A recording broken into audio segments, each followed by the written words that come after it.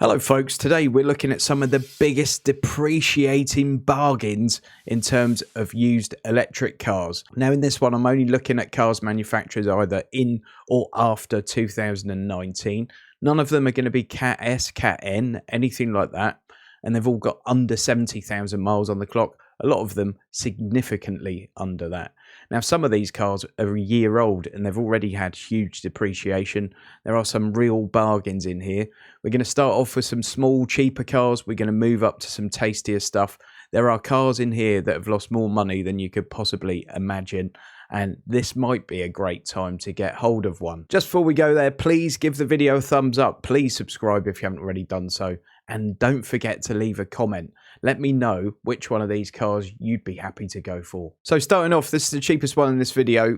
It's with Big Motoring World. I'm not a massive fan of theirs. I'm not vouching for any of these cars I'm showing you in this. I'm just giving you examples of the kind of thing that's around. It's a Renault Zoe R135 52 kilowatt hour iconic, £10,300, and that's a 2020 car with 36,000 miles on it. Now, when that car was new 3 years ago, that would have been around about 29-30 grand. That's a huge amount of depreciation. It's lost 20 grand in essentially its first 3 years. It's got a claimed range of 239 miles. Obviously, it's not a big car, but for a lot of people, it would more than do the job as an around town kind of run around. Not a bad shout to get us started off. Next, we're looking at this one. Look at this. This is a Fiat 500e, 87 kilowatt red edition, £15,698. It's a 2022. This car's a year old. It's got 19,500 miles on it. New, 30 grand. So it's lost half its value in the first year. These are brilliant little cars. They're such a laugh. No one sort of believes me about these until they get into one and drive it, but it's such a laugh to drive. Again, an ideal second car for a lot of people. Ideal little city car. Claimed range is 205 miles. You won't get that. You'll probably get 140 from it, something like that in the real world, in my experience anyway. You may have a different opinion, so let us know in the comments if you do. But such a great little thing. Bags of fun. When they get down to 5 grand, I'll have one as a second car. Mark my words. Next, we've got the Vauxhall Corsa. Now, we've seen these on the channel before, and since I last made a video, a used Corsa E's actually gone up. And there are one or two of these used EVs where the prices are now starting to harden a little bit. Obviously, they've had huge depreciation, but some of them are now starting to go slightly the other way, and I think that's because demand for used EVs is growing. Last month, for example, saw a record number of used EVs being sold. This one's the SE Nav edition for 13 grand, 2020 model. It's got 6,000 miles on the clock, so it's practically new, and that's what one looks like. It looks very much like a Vauxhall Corsa, doesn't it? Funny that. New, this was about 27 grand. So 2021 for 13. But the real shocker from Vauxhall, folks, is not the Corsa, it's the Mokka. This is the Mokka E. This is the SRI Nav Premium Edition. 201 miles of range. Obviously fully electric, 16,000 miles on it. This one's a 2021 model. 15 grand for this. The on-the-road price for this car when it was new was 32.5. So it's lost over half its value in just 2 years with 16,000 miles on the clock. Don't forget, you're not going to have massive servicing bills on most of these cars. Lots of them don't need a service for years, and then when they do, it's quite often like a cabin filter or something. You might get through tyres fractionally quicker than you did in your petrol or diesel car. A lot of that obviously depends how you drive, but these are cars that can be reasonably maintenance free. Zero road tax at the moment. Sorry, vehicle excise duty. I know someone will be furiously snorting into their real ale when I said road tax. You are going to probably have to pay a bit more on insurance than you did on your petrol or diesel car, but the running costs of it, if you can charge at home, are going to be next to nothing. Next, we've got a 2021 VW ID3 with 17,500 miles on it. This is the ID3 Pro Performance 58 kilowatt Life. RRP on this about 38 grand.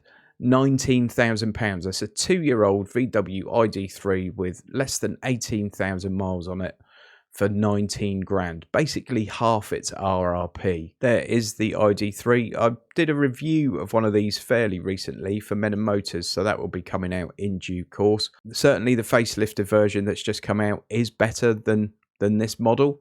This one to me felt like it was rushed to market a little bit, and there are certainly some areas where it's not outstanding. However, for that kind of money for a 2-year-old EV, it's pretty decent value.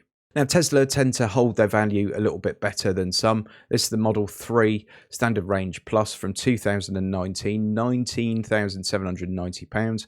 This was about 43 grand at the time, I think, when it came out. 65,000 miles on it, 254 miles of range. Just showing you what you could get one of these for. The smart money would probably get a 2021 model.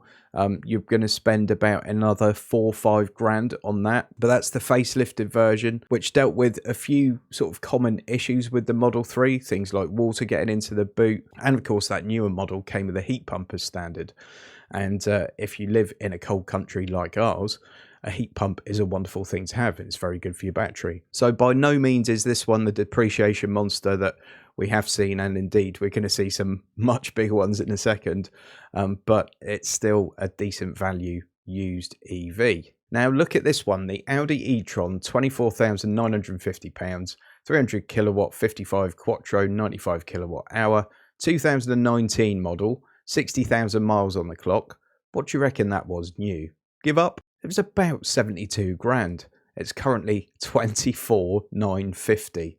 That was £72,000. Yes, it is a 2019, so it's one of the older cars we're looking at in this video, but that's still a 4-year-old car that's lost almost 50 grand of its value, and you can get one for 24,950 quid.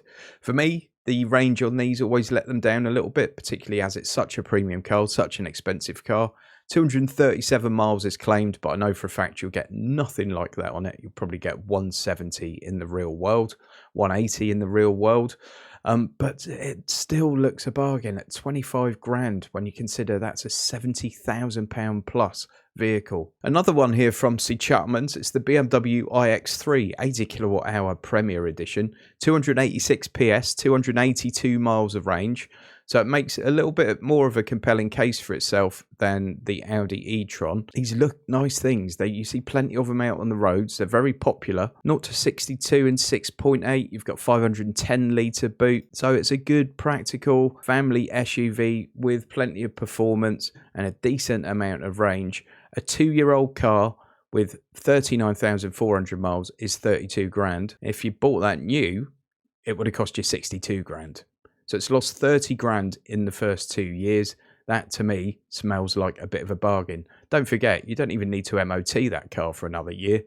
I do smell a bargain with this one, folks. Now this Jaguar I-Pace here, this is the HSE, 395 horsepower, one owner from new, still VAT qualifying, this one. 2020 model with 70,000 miles on the clock, 278 miles of range, 24,000 quid, and it's still probably one of the most premium EVs on the market. Now, if you'd bought that car new, it would have cost you about 75 grand. Currently 23,990. So in its 3 years of life, it's lost 51 grand. Now for me, my car of the video is this one. It's the Polestar 2 dual motor long range Pilot Plus 78 kilowatt hour version, 403 horsepower, 0 to 62 of 4.5 seconds, 292 miles of range. The build quality in this is fantastic. It's an absolutely lovely thing to drive. If you watch my review of this when I had one in, I absolutely fell in love with it. It's still one of my very favourite EVs. I think it's a lovely thing. You've got sort of a cockpit-like experience. The dash sort of wraps around you a bit, and it's unlike anything else on the market, in my opinion. And really, if you're someone that's used to driving something like a 3 Series or an Audi A4, that kind of car, you'll feel right at home in this, and more so than you will in something like Tesla Model 3. Now, this is a 2-year-old car, 2021 car. It's got 63,000 miles on it, and it's £24,000. Now, when this car was new, the RRP was a shade under £59,000. That's 2 years old. It's amazing performance, 0 to 62 in 4.5. In reality, I think it's a lot quicker than that. It just so happened that the Polestar 1, the big hybrid beast that they had out, that was about 140 grand, had a 0 to 62 of 4.2, and I don't think they wanted the Polestar 2 being faster. I think the reality is that's a fair bit quicker than 4.5 seconds to 62. It's a car with exceptional performance that's great to drive, that feels very, very premium. There's nothing not to love about the Polestar 2, especially when it's dropped 34 grand in 2 years. Great bargain, great car, strongly recommend it.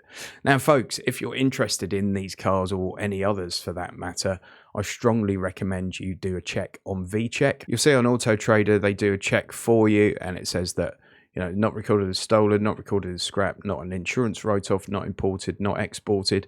There's so much you don't get from that, and really what they give you there only tells you half the story. Not an insurance write-off. That to me is a false statement, because there are plenty of insurance write-offs that are simply not recorded on the MyAfter database because insurers don't have to record it.